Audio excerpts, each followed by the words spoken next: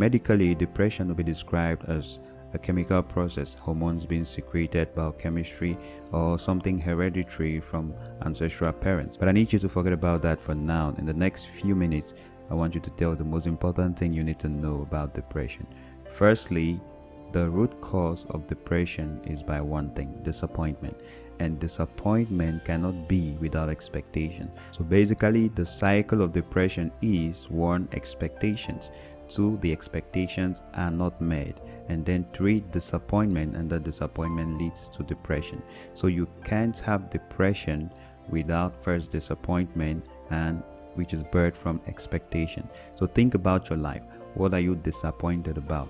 What were you expecting? Perhaps you were expecting more out of life. Perhaps you were expecting your life to be better than the way it is, and you think your friends and those around you are advancing. Perhaps you were expecting that a loved one will be here all through, but maybe they have gone. Some traumatic experience you never expected.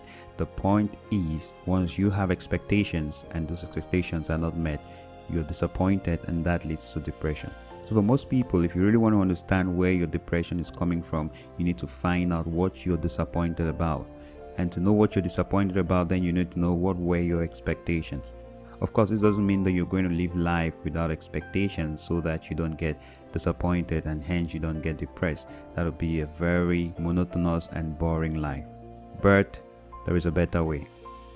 So depression becomes a state where you're feeling a sense of hopelessness. There is no joy, there is no love in your heart, and you feel like there is no hope for life. This is a stage where many people start thinking of doing something crazy. But before you start thinking of that, I want to ask you, in life, you can't reap what you don't sow. So if you want love, you want joy, you want happiness, you want appreciation, I'm going to ask you, have you sown any seeds of love, joy, appreciation? If no, then that's what you need to do right now to get yourself out of that depression. The clouds of depression accumulate the more you sit on the same spot and reminiscent or carry out a pity party about the things you don't like about life or about the way things are. So what you need to do is wake up, go out there and start planting seeds of love, joy, care, and happiness. Help someone who cannot pay you back. Take out the old things that you no longer need. You will certainly find someone who needs them. The truth is, you may not be satisfied with your life, but there's someone praying to be like you. So you need to change your perspective.